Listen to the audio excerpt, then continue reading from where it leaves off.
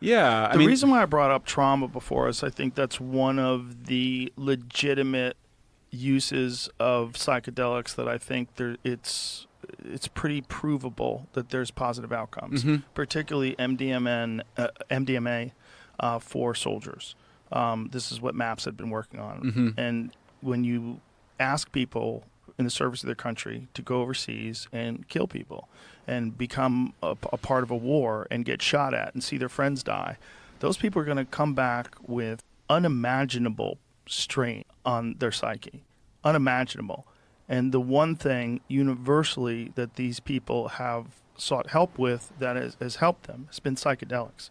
And it's huge in the special operations community, discussions of not just ayahuasca, but ibogaine in particular, which is absolutely non-addictive. I mean, and apparently, I don't have experience with it, but apparently an unbelievably brutal introspective experience where you see your entire life and it's sort of laid out why your behavior patterns exist in the way they exist.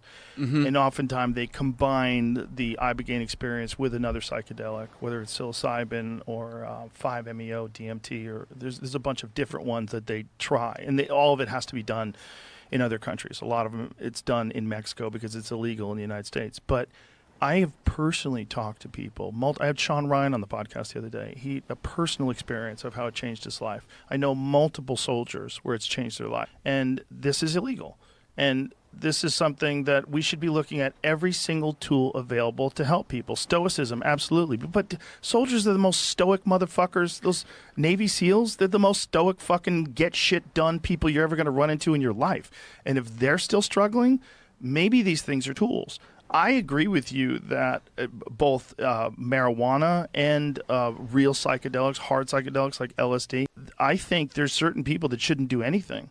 And I think the only way we find that out is we run real studies and do real tests and really try to understand get some real science behind the mechanism behind these things and what is wrong with these people that are freaking out and what is the cause of these psychotic breaks? What is the cause of schizophrenia? Like, especially when someone doesn't have it and then develops it.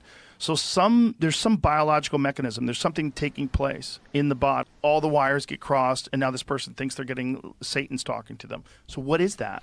Well, and some of it might be age-related. Sure. I mean, maybe but not we don't want to... Not necessarily with these high-dose drug experiences. If people, do acid and then they become schizophrenic, like, what is that? Some people do acid and they figure out the double helix strand of the DNA, and they have incredible visions, like Francis Crick. Other people, they do it, and they're like, what the fuck? Like, now they're gone. The guy from Pink Floyd, gone. There's everybody knew somebody when I was a kid growing up who did too many drugs and never came back. I know multiple people that have had schizophrenic breaks from marijuana. Yeah, I mean, I'm very open to it. I worry that we have a quick fix society still. Absolutely. And so, it's like you have PTSD, you had trauma from say fighting a foreign war, or you were abused as a child, or you were raped as a woman, and I think you can get some insight, spiritual insight, existential insight to confront your demons. But you're still going to have to get up every day and confront those demons. That's true, but I think it's a tool in the toolbox. And I think to demonize that tool because some people have a bad effect on it, it's like to demonize all the things that people enjoy that you could consider legal vices, like gambling.